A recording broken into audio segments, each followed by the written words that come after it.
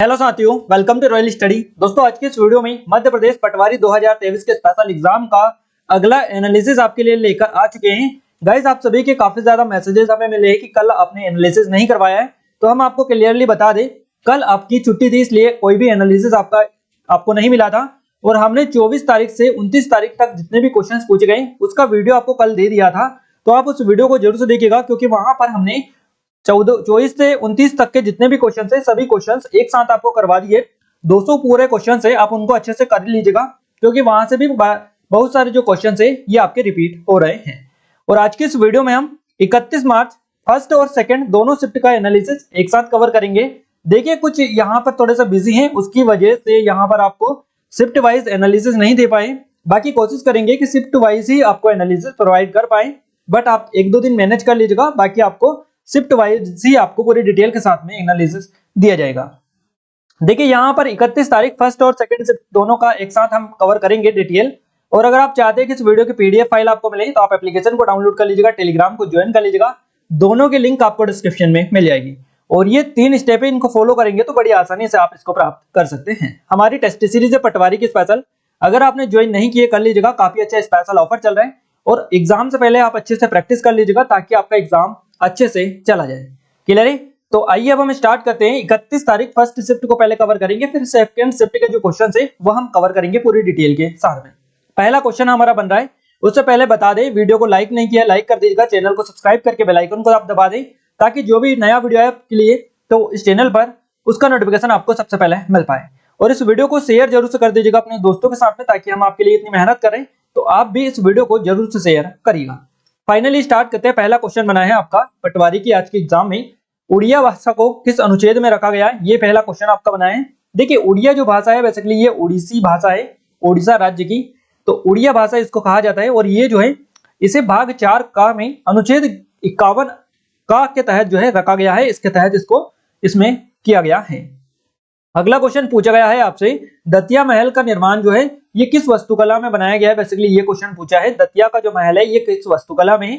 देखिए, इस टॉपिक से, या फिर ये जो महल है दतिया का महल, इसको बेसिकली सतकंडा महल भी बोला जाता है, और कई सारे नामों से इसको जाना जाता है। तो इससे अभी तक 4 से 5 क्वेश्चन बन चुके हैं। क्लियर है? तो आप अच्छे से कर लीजिएगा, आगे भी आपकी क्वेश्चन बनेंगे, क्योंकि अभी 1 महीना आपकी और एग्जाम चलने वाली है।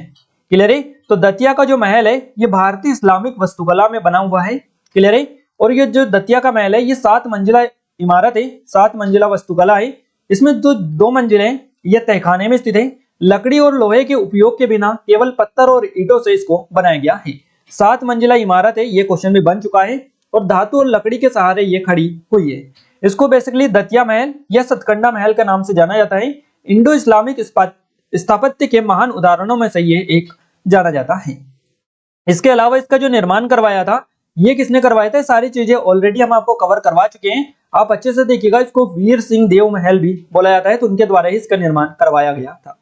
अगला क्वेश्चन पूछा गया है, मध्य प्रदेश का दक्षिणी जिला कौन सा है। ये क्वेश्चन भी 3 से 4 बार आपका पूछा जा चुका है। मध्य प्रदेश का जो दक्षिणी जिला है ये बुरहानपुर जिला है। इसको दक्षिण का प्रवेश द्वार भी कहा जाता है। दक्षिण भारत या दक्षिणी भारत दक्षिण का प्रवेश द्वार भी इसको कहा जाता है, तो आप याद रखिएगा, दक्षिण का द्वार भी इसको कहते हैं। यह स्थान लंबे समय तक मुगल राजा शाहजहां था, उसके शासन के अधीन था, जो मुगल वस्तुकला के कुछ बेहद खूबसूरत उदाहरणों का एक अविश्वास है। क्लियर है? अगला क्वेश्चन पूछा गया है, हरिवंश राय बच्चन की रचना कौन सी है। अब देखिए, यहाँ पर जो ऑप्शंस आपको मिले होंगे उस हिसाब से आप क्लिक कर पाएंगे। ऑप्शंस के विदाउट यहाँ पर हमें अंदाजा लगाना बहुत ही मुश्किल हो जाता है, क्योंकि जो ऑप्शंस दिए होंगे उसमें से ही सेलेक्ट करना रहता है। क्लियर है? तो कुछ रचनाएं हैं हरिवंश राय बच्चन की, ये हम आपको बता दें।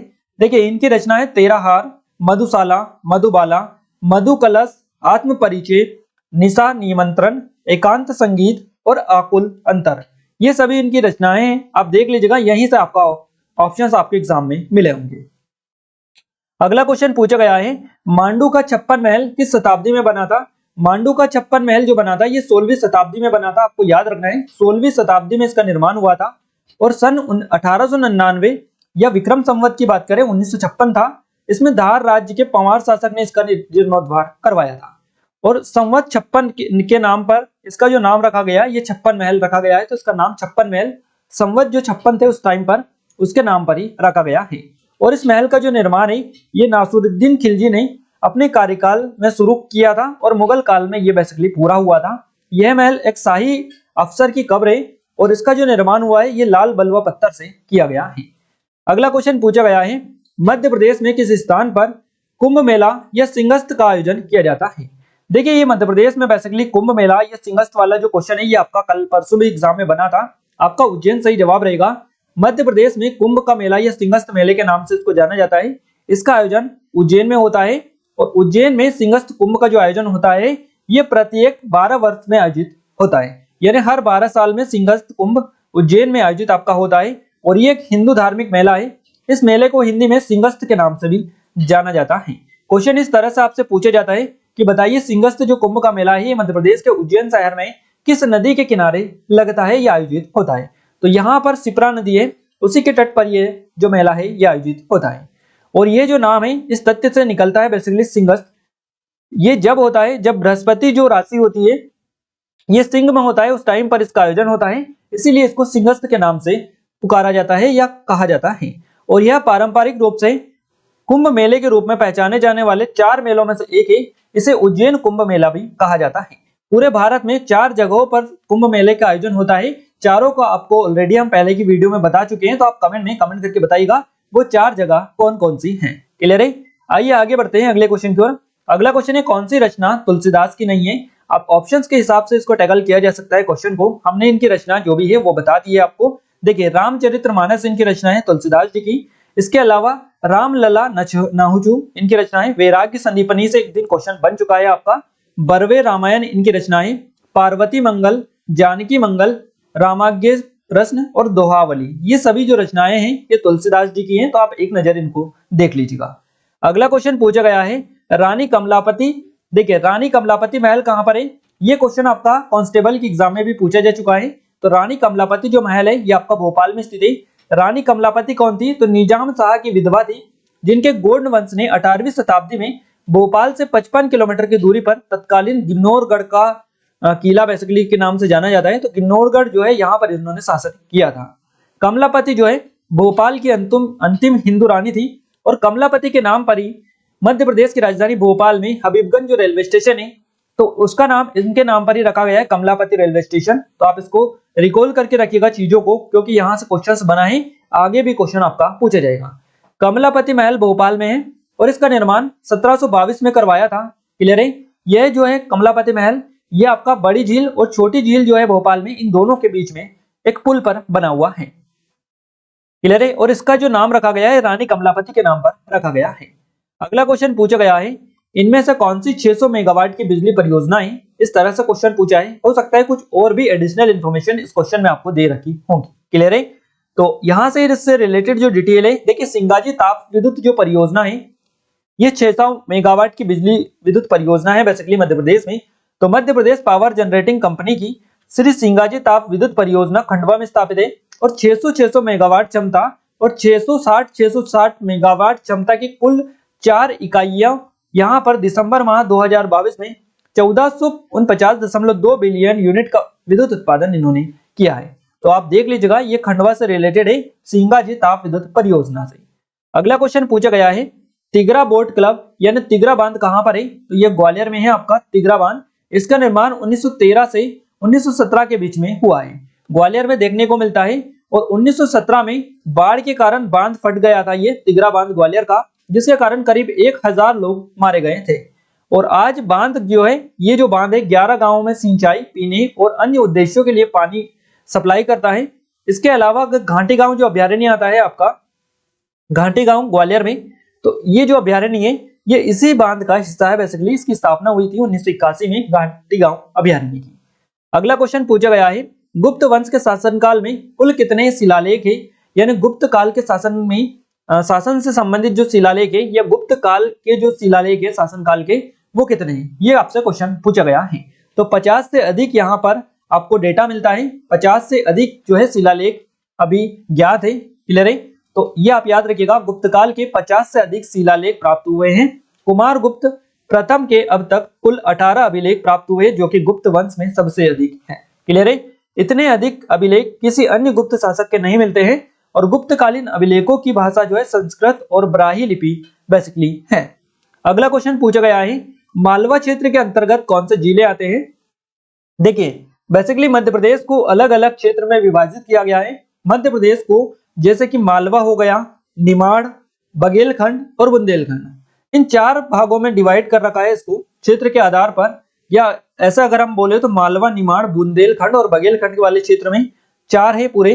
तो आपसे पूछा है कि मालवा में जो जिले आते हैं, कौन कौन से जिले आते हैं? तो मालवा वाला बेसिकली जो एरिया है इसमें आपका धार जिला आता है, इसके अलावा झाबुआ जिला, रतलाम, देवास, इंदौर, उज्जैन, मंदसौर, सीहोर भी इसमें आता है और शाजापुर आता है, इसके अलावा रायसेन भी आता है, राजगढ़ और विदिशा। ये जो जिले हैं ये सभी जिले आपके मालवा क्षेत्र में स्थित है।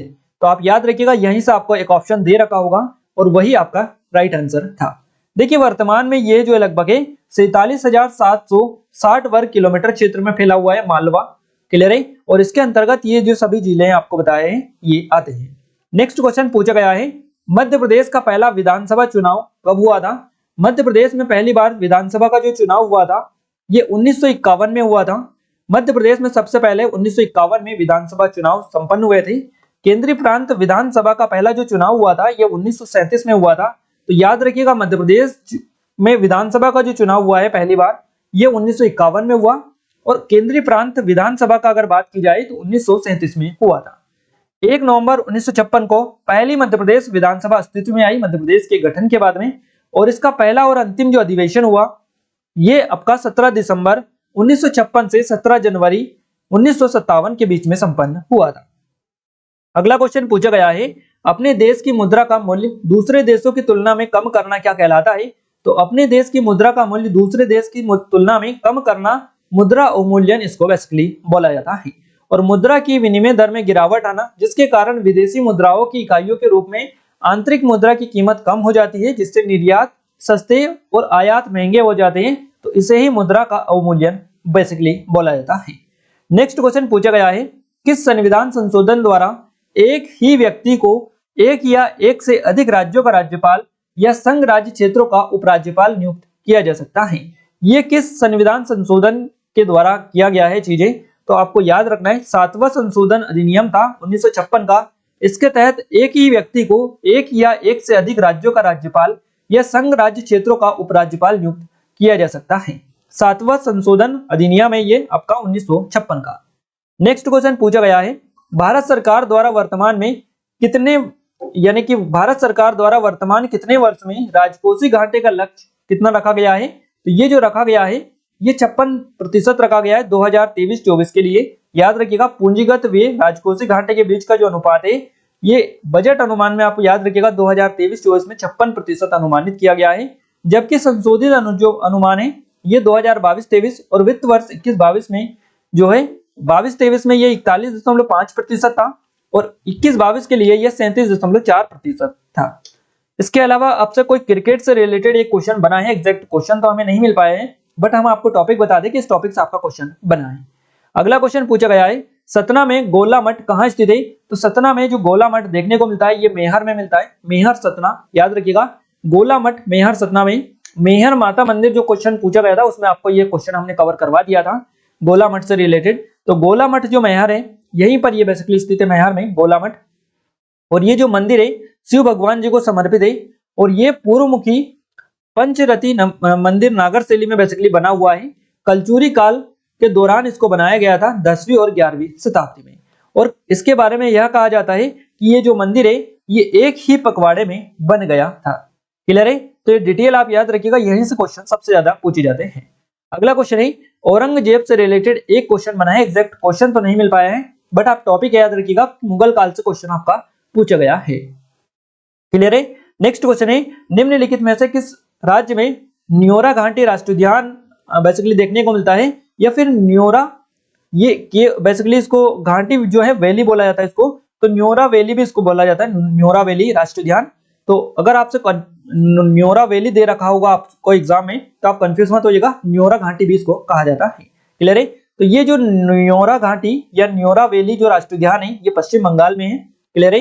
पश्चिम बंगाल आपका करेक्ट आंसर रहेगा, और पश्चिम बंगाल में भी कलिम्पोंग में जिला है यहाँ पर, कलिम्पोंग जिला है यहाँ पर ये स्थित है। इसकी स्थापना 1986 में हुई थी और 88 वर्ग किलोमीटर क्षेत्र में ये बेसिकली फैला हुआ है। क्लियर है? तो ये डिटेल आप थोड़ी सी देख लीजिएगा। यहाँ पर हमने देखिए जीके के क्वेश्चंस फर्स्ट शिफ्ट के आपको कवर करवा दिया। अब हम आगे बढ़ते हैं सेकंड शिफ्ट की ओर। उससे पहले हम साइंस की ओर कवर कर लेते हैं फर्स्ट शिफ्ट के। गाइस हमारी ऑनलाइन टेस्ट सीरीज है पटवारी की स्पेशल, अगर आपने ज्वाइन नहीं किया कर लीजिएगा, काफी अच्छे स्पेशल ऑफर चल रहे हैं, डिस्क्रिप्शन में आपको लिंक मिल जाएगी। इसके अलावा जेल प्रहरी फॉरेस्ट गार्ड की स्पेशल टेस्ट सीरीज है, एमपी सब इंस्पेक्टर की स्पेशल टेस्ट सीरीज है। इसके अलावा मध्य प्रदेश लोक सेवा आयोग एमपीपीएससी की टेस्ट सीरीज है, ये हमारी करंट अफेयर की ई बुक है। इन सभी की लिंक डिस्क्रिप्शन में डली है, आप एप्लीकेशन को डाउनलोड करके कंप्लीट डिटेल इनके बारे में प्राप्त कर सकते हैं। देखिए अब हम साइंस को कवर कर लेते हैं। साइंस का क्वेश्चन बना है आपसे पहला, स्वास्थ्य संबंधित कौन सी बीमारी नहीं है। अब ऑप्शन देखकर ही इस क्वेश्चन को टैकल किया जा सकता है। ऑप्शंस आप कमेंट में कमेंट करके बता दीजिएगा। नेक्स्ट क्वेश्चन है, निम्न में से पर्यावरण प्रदूषण का सबसे प्रमुख कारण क्या है। तो औद्योगिकीकरण सबसे प्रमुख कारण है पर्यावरण प्रदूषण का। नेक्स्ट क्वेश्चन है, अगर साफ सफाई ना हो तो कौन सी बीमारी होती है। देखिए काफी सारी बीमारी होती है गंदगी से या कीटाणु वगैरह से, तो इससे रिलेटेड ऑप्शंस देखकर ही इस क्वेश्चन को भी बताया जा सकता है। क्लियर है? नेक्स्ट क्वेश्चन है, सिंथेटिक फाइबर किससे बनता है। तो सिंथेटिक जो फाइबर है ये प्लास्टिक प्राकृतिक रेशों की तरह बहुत बड़ी पॉलीमर बुलाया बेसिकली इकाइयों से ये बने होते हैं। इसके अलावा टिन का प्रतीक चिन्ह आपको बताना था क्या है, तो ये SN होता है। नेक्स्ट क्वेश्चन पूछा गया, जैविक खाद बनाने में किसका प्रयोग किया जाता है। तो जैविक खाद बनाने में गोबर और रॉक फॉस्फेट का प्रयोग किया जाता है। इसके अलावा अगला क्वेश्चन बना है, एनीमिया किसकी कमी के कारण होता है। तो आयरन की कमी के कारण होता है, या इसको लोहा भी हम बोल सकते हैं। लोहा यानी एनीमिया जो बीमारी होती है ये लोहा या आयरन की कमी से होती है।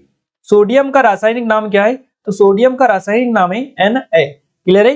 तो ये हमने फर्स्ट शिफ्ट का पूरा आपको कवर करवा दिया। अब हम आगे बढ़ते हैं सेकंड शिफ्ट की ओर। सेकंड शिफ्ट में 31 मार्च सेकंड शिफ्ट में हम जीके के करंट अफेयर के क्वेश्चंस पहले कवर कर लेते हैं। उससे पहले बता दें, अगर आपने वीडियो को लाइक नहीं किया है तो लाइक कर दीजिए, शेयर नहीं किया है तो अपने दोस्तों के साथ शेयर जरूर कर दीजिएगा इस वीडियो को, और चैनल पर पहली बार विजिट आप कर रहे हैं तो चैनल को सब्सक्राइब कर लीजिएगा, बेल आइकन को आप दबा दें ताकि जो भी नया वीडियो आए उसका नोटिफिकेशन भी आपको मिलता रहे। आइए कंटिन्यू करते हैं हमारे सेकंड शिफ्ट के फर्स्ट क्वेश्चन से। देखिए पहला क्वेश्चन बना है, मध्य प्रदेश की पहली महिला राज्यपाल कौन थी। सरला ग्रेवाल आपका सही जवाब रहेगा। मध्य प्रदेश की पहली महिला राज्यपाल है ये सरला ग्रेवाल।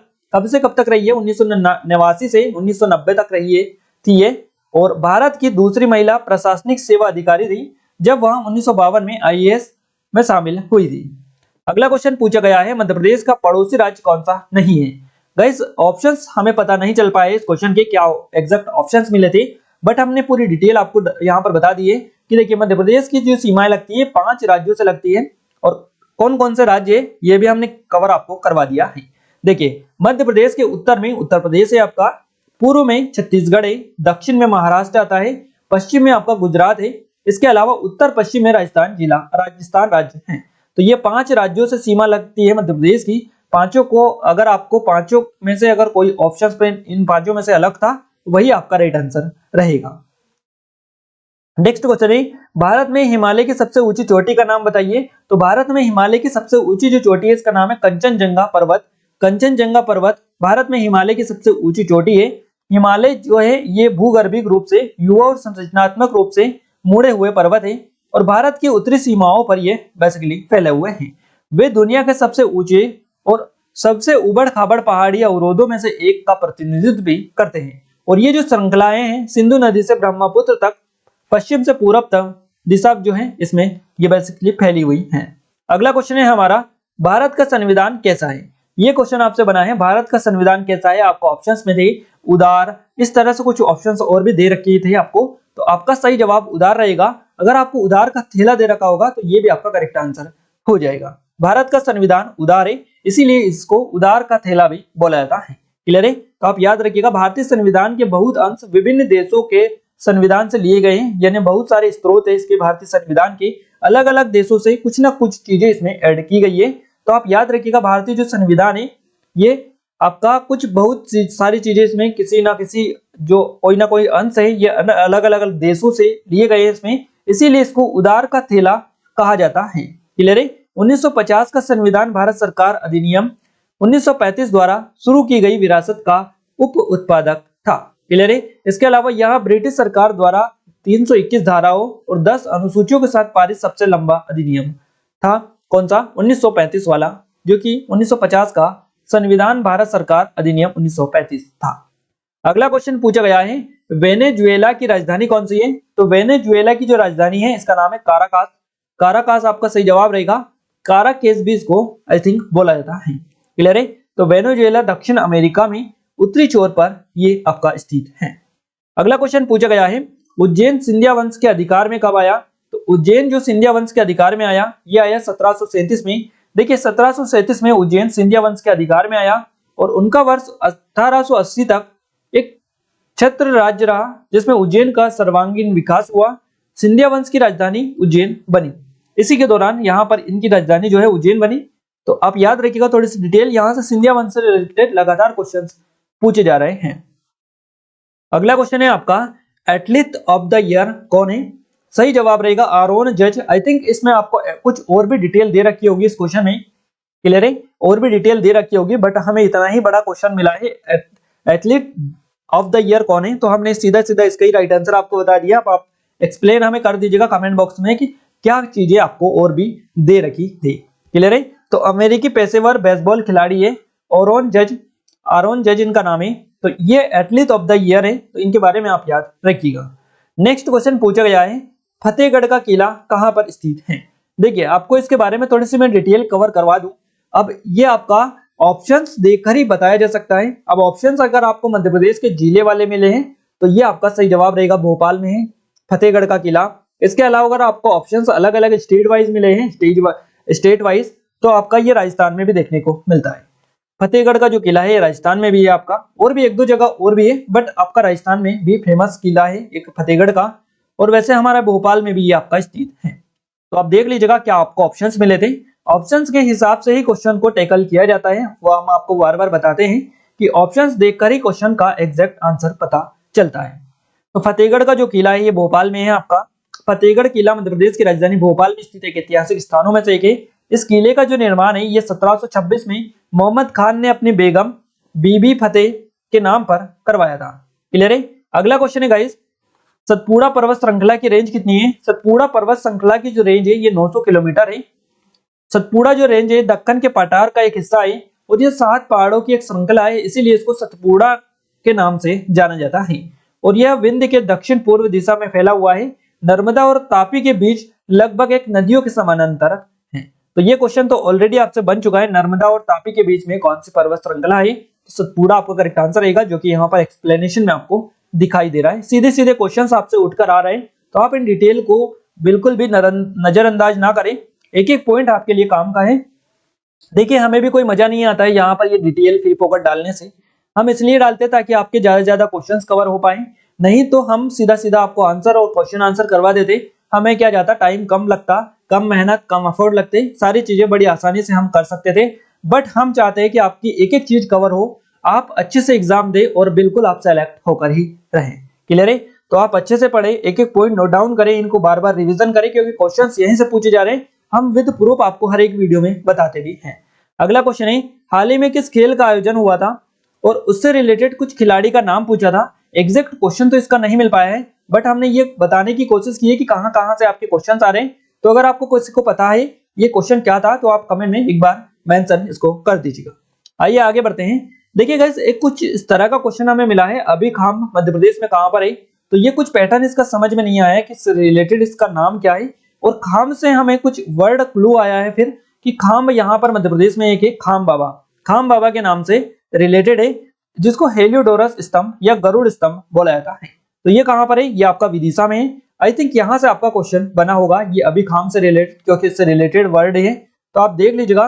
क्योंकि गाइस कुछ जो बताते हैं बच्चे तो उनको एग्जैक्ट क्वेश्चंस याद नहीं रह पाते, और जिन लोगों ने पहली बार पढ़ा है तो उनको तो याद रहना पॉसिबल ही नहीं हो पाता है ये चीजें, क्योंकि कभी नाम ही नहीं सुना है तो याद कैसे रख पाएंगे, इसलिए दिक्कत होती है। तो इसलिए थोड़ा सा आधे अधूरे जो वर्ड है वही हमें पता चल पाते हैं कुछ क्वेश्चंस के। तो आप देख लीजिएगा, कमेंट में कमेंट करके बता दीजिएगा क्या एग्जैक्ट क्वेश्चन पूछा गया था। बाकी हमने आंसर तो आपको बता दिया है हमारे अकॉर्डिंग। अगला क्वेश्चन पूछा गया है, भारत में इंटरनेट की शुरुआत कब हुई थी? भारत में इंटरनेट की जो शुरुआत हुई थी ये 15 अगस्त 1995 को हुई थी। देखिए विदेश संचार निगम लिमिटेड ने इसकी शुरुआत की थी भारत में, और इसको VSNL बोला जाता है, विदेश संचार निगम लिमिटेड। BSNL इसको बेसिकली बोला जाता है, और VSNL BSNL इसको बोला जाता है BSNL। तो याद रखिएगा, क्लियर है। ये स्पेलिंग इसलिए बताई ताकि आपको याद रहे, VSNL से याद रहे आपको चीजें, बेसिकली इसको BSNL बोला जाता है। अब देखिए, भारत में इंटरनेट की जो शुरुआत है ये BSNL के द्वारा की गई। इंटरनेट सार्वजनिक रूप से 15 अगस्त 1995 से उपलब्ध हुआ था। यानी भारत में इंटरनेट की जो शुरुआत हुई थी ये इसी दिन से हुई थी, 15 अगस्त 1995 से। और भारत में पहली सार्वजनिक रूप से उपलब्ध इंटरनेट सेवा विदेश संचार निगम लिमिटेड VSNL द्वारा शुरू की गई थी। अगला क्वेश्चन पूछा गया है, देखिए VSNL जो है इसका नाम फिर बाद में BSNL इसलिए कर दिया गया क्योंकि इसको नाम दे दिया गया भारत संचार निगम लिमिटेड, इस तरह से इसको नाम दिया गया, तो इसके लिए BSNL ये फिर हो गया। अगला क्वेश्चन पूछा गया है, इंदिरा सागर बांध से रिलेटेड क्वेश्चन आपका बना है, एग्जैक्ट क्वेश्चन नहीं मिल पाया है, क्लियर है। इंदिरा सागर बांध से लगातार वीडियोस आपके क्वेश्चंस बन रहे हैं, इसका वीडियो भी हमने डाल दिया है, आपने नहीं देखा है तो आप देख लीजिएगा, और इससे रिलेटेड डिटेल भी आपको कवर करवा दी है। देखिए, इंदिरा सागर जो बांध है ये मध्य प्रदेश में एक बहुउद्देशीय बांध परियोजना है, और नर्मदा नदी पर बेसिकली ये बना हुआ है, नर्मदा नदी पर बनाया गया है। मध्य भारत में, पश्चिमी भारत में, जो कि मध्य भारत से पश्चिमी भारत में बहती है ये नर्मदा नदी। तो याद रखिएगा, परियोजना जो है ये इंदिरा सागर बांध परियोजना, इसकी आधारशिला भारत के प्रधानमंत्री द्वारा 1984 में रखी गई थी, लेकिन मुख्य बांध का निर्माण जो है ये 1992 में शुरू हुआ था, और वर्ष 2003 में पूरा हुआ था, और 2005 में इसको चालू किया गया। तो ये चारों डेट आपके लिए इंपॉर्टेंट है, इनमें से आप अगर एक को हटा भी दे तो 3 तो काफी ज्यादा इंपॉर्टेंट है। एक आपकी इसकी आधारशिला रखने की 1984 में, इसके बाद में ये पूरा कब हुआ था 2003 में, और इसको चालू कब किया था, खोला था कब 2005 में। तो 3 चीजें आपके लिए काफी ज्यादा जरूरी है, क्लियर है। अगले क्वेश्चन की बात करें, अगला क्वेश्चन बना है, निम्नलिखित में से कौन सी पर्वत श्रृंखला या श्रेणी भारत में नहीं है। इस तरह से आपको क्वेश्चंस मिला था, इसके ऑप्शंस नहीं मिल पाए गाइस, काफी सारी पर्वत श्रृंखलाएं भारत में भी। अब उनमें से 3 होंगी आपकी, एक बाहर की होंगी जो कि आपका राइट आंसर होगा, तो उसका भी आंसर हमें कमेंट में आप कमेंट करके बता दीजिएगा। आंसर ही आप बता दीजिएगा, ऑप्शंस तो आप रहने दें, डायरेक्ट हमें आंसर ही बता दें ताकि हम आपको आइडिया दे पाए। नेक्स्ट क्वेश्चन की बात करते हैं, पन्ना राष्ट्रीय उद्यान में गिद्धों की संख्या कितनी है, ये क्वेश्चन आपसे बना है। देखिए, पन्ना राष्ट्रीय उद्यान से लगातार क्वेश्चंस आपके बन रहे हैं, पेंच राष्ट्रीय उद्यान, पुड़ा से, पन्ना से, इनसे रिलेटेड, तो आप देख लीजिएगा इन राष्ट्रीय उद्यानों को अच्छे से। पन्ना राष्ट्रीय उद्यान में जो गिद्धों की संख्या है ये अभी 2021 में आई थिंक यहाँ पर काउंट किया गया था, GPS कुछ टैगिंग करके इनकी काउंटिंग की गई थी, और पहली बार ये चीजें हुई थी, तो 9446 जो है गिद्ध मध्य प्रदेश में है, पन्ना राष्ट्रीय उद्यान में है। बेसिकली ये मध्य प्रदेश में ना कहकर पन्ना राष्ट्रीय उद्यान ही हम करेंगे, क्योंकि इसी के फेवर में ये क्वेश्चन आपसे बनाए।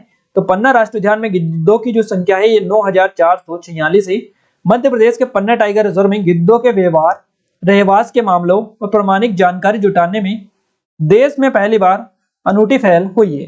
क्या हुई है? यहाँ गिद्धों को पकड़कर उनकी GPS टैगिंग की जा रही है, ताकि उनके बारे में, उनके गिद्धों के व्यवहार, रहन सहन और रहवास के मामले में जानकारी जुटाई जा सके। इसके अलावा पन्ना जो राष्ट्रीय उद्यान है इसमें गिद्धों की 7 अलग अलग प्रजातियां पाई जाती है।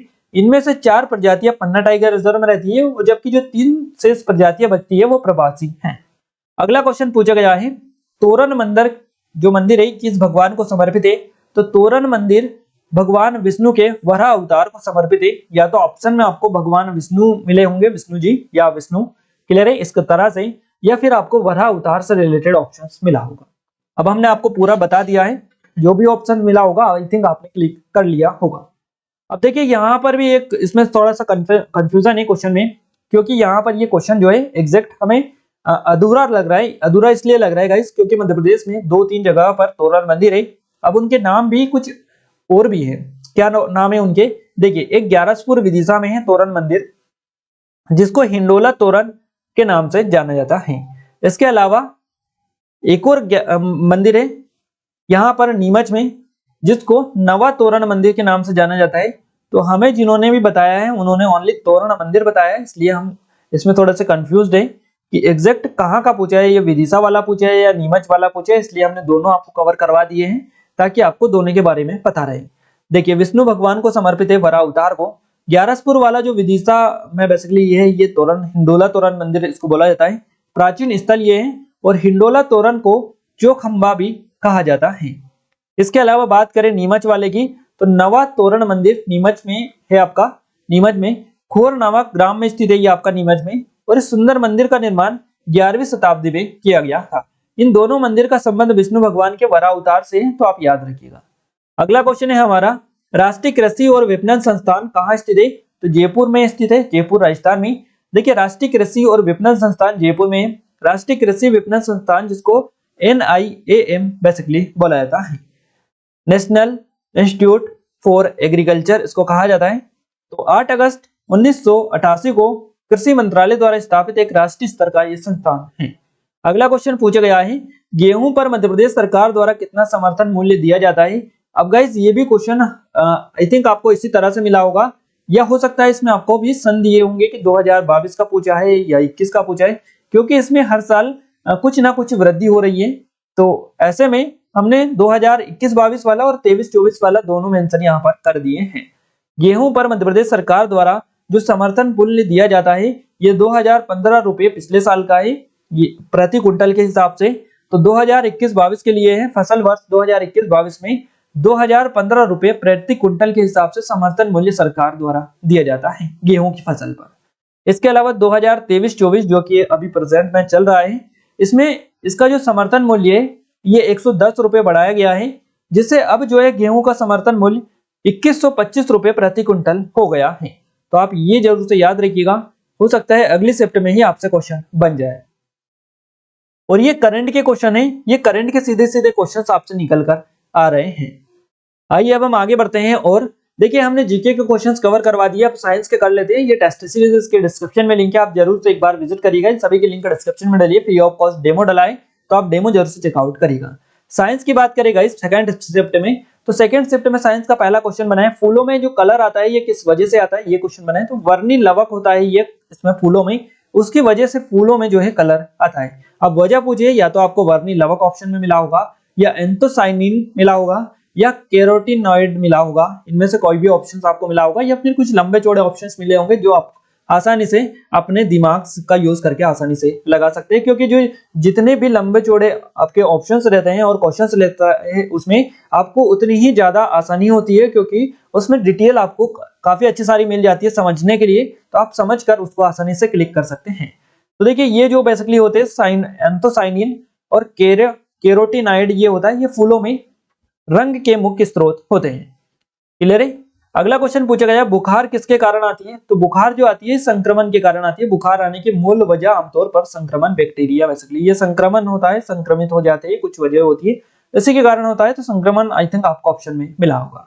चींटियों के अध्ययन को क्या कहा जाता है? तो चींटियों के अध्ययन को मर्मकोलॉजी बोला जाता है, मर्मेकोलॉजी भी इसको कहा जाता है। पर्यावरण के अध्ययन को पर्यावरणीय विज्ञान बोला जाता है। अगला क्वेश्चन पूछा गया है, और गाइस ये जो क्वेश्चन है इसको थोड़ा सा समझना है आपको, मैं इसके बारे में थोड़ी सी करंट में आपको थोड़ी सी चीजें कवर करवा दूं। देखिए क्वेश्चन को पहले हम पढ़ते हैं। क्वेश्चन है, एक कमरे में आपको बैठाकर वहां पर कोयला जलाया जाएगा तो आपकी मृत्यु किस कारण से हो सकती है? क्लियर है। अब यहाँ पर हमने ये भी नहीं डाला है, तो आप ये डाल लीजिएगा, यहाँ पर कार्बन मोनोऑक्साइड हो सकती है ऑप्शंस में आपको, या कुछ और भी चीजें आपकी हो सकती है, इसलिए हमने आंसर यहाँ पर नहीं डाला है, क्योंकि हम यहाँ पर एक्सप्लेन करेंगे इस क्वेश्चन को ताकि आपको चीजें कवर हो जाए। ये गाइस क्वेश्चन जो है अब ये करंट का है। अभी आप बोलेंगे कि साइंस में कब से करंट आने लगा है, तो करंट का इस तरह से ये क्वेश्चन बना है कि इस तरह की जो मौतें हैं ये काफी ज्यादा चर्चित है इस टाइम पर। अभी जो शीत का टाइम था, ठंड का जो टाइम था, उसमें ये चीजें काफी ज्यादा हुई थी, काफी ज्यादा ट्रेंडिंग टॉपिक था ये, और काफी ज्यादा मौतें यहाँ पर हुई थी इस मामले में। अब देखिए यहाँ पर हमने एक आर्टिकल पढ़ा था उसके बारे में, कोई ट्रक ड्राइवर था, और ट्रक ड्राइवर जो था वो हाईवे के किनारे ट्रक को खड़ा रखकर उसमें जो है बेसिकली दोनों साइड के गेट बंद कर लिए उन्होंने, कांच लगा लिए, बंद कर लिए, और अंदर उन्होंने एक यानी कि आग सेकने के लिए उन्होंने जो है वहां पर कुछ जला लिया। क्लियर है, कोयले जला लिए वहां पर और अंदर रख के सो गए वो, और सुबह अगर वो उठे तो उनका डेथ हो चुकी थी। तो ये जो चीजें हुई है इसी रिलेटेड क्वेश्चन है आपका, इसी से रिलेटेड क्वेश्चन है कि ये जो मौत होती है इसकी वजह क्या है, यही आपसे पूछी है। और यही हम आपको बताना चाह रहे हैं कि ये जो क्वेश्चन है इस तरह की काफी चीजें हुई है, हम थोड़े से अपडेट रहते हैं न्यूज वगैरह में, तो हमें ये चीजें पता है कि कितनी ज्यादा यहाँ पर इस टाइम पर आपकी इस साल मौतें हुई है इस मामले में। तो इसी से रिलेटेड आपका करंट का क्वेश्चन है आपका ये। क्लियर है। अब इसका मैं कारण आपको बताता हूँ कि ये चीजें क्यों होती है। देखिए जब भी बंद कमरा रहता है और बंद कमरे में जब भी कोयला जलाया जाता है तो वहां पर बेसिकली कार्बन मोनोऑक्साइड जो गैस होती है, कार्बन मोनोऑक्साइड, ये गैस उत्पन्न होती है जब वहां पर कमरा पूरी तरह से बंद होता है। और कार्बन मोनोऑक्साइड जो गैस है ये अत्यधिक विषैली गैस होती है। ये रंगहीन और गंधहीन गैस होती है, यानी इसका कोई रंग नहीं होता है, न ही इसकी कोई बदबू आती है, और इससे अचानक ही आदमी बेहोश हो जाता है। बेहोश होने के कारण उसकी डेथ हो जाती है। इसमें संभलने का मौका बिल्कुल भी नहीं मिलता है, और आदमी अगर वहां पर बैठा है तो उसको पता भी नहीं चलेगा कि क्या चीजें हो रही है। घुटन होने लगेगी और धीरे धीरे उसकी मृत्यु होने लगेगी। इस तरह से आप आई थिंक आप समझ लिए होंगे अच्छे से। तो ये जो साइंस में आपके क्वेश्चंस पूछे जा रहे हैं, ज्यादा से ज्यादा क्वेश्चन इसी तरह के आपके मेंटली पूछे जा रहे हैं, और कुछ रिलेटेड टॉपिक से पूछे जा रहे हैं, जैसे कि बुखार वाला हो गया। इसके पहले भी क्वेश्चन और भी पूछे गए थे। दिनों दिन हम आपको एग्जाम एनालिसिस करवा रहे हैं, हमें सारी चीजें आपको पता है कि कहां से क्वेश्चंस आपके बन रहे हैं। क्लियर है?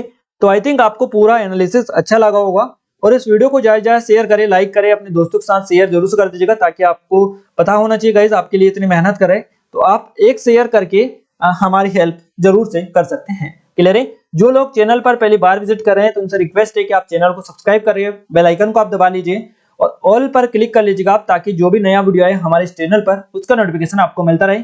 डेली आपको एनालिसिस मिलेगा, ऐसी कोई दिक्कत नहीं है। डेली आपको एनालिसिस प्रोवाइड यहाँ पर कराया जाएगा हमारे द्वारा। बस शर्त है आप ज्यादा से ज्यादा सपोर्ट करें, शेयर करें इस वीडियो को, ताकि हमें भी सपोर्ट मिल पाए, तो हम आपको भी अच्छे से सपोर्ट करते रहेंगे। क्लियर है? इस वीडियो की पीडीएफ कहां पर मिलेगी? तो टेलीग्राम को ज्वाइन कर लीजिएगा, एप्लीकेशन को डाउनलोड कर लीजिएगा, दोनों के लिंक डिस्क्रिप्शन में डालिए। वहां पर आप विजिट करेंगे तो वहां पर ये स्टेप फॉलो करते ही आपको पीडीएफ मिल जाएगी। क्लियर है? तो मिलते हैं हमारे अगले और कल के एनालिसिस के साथ। तब तक के लिए जय हिंद, वंदे मातरम।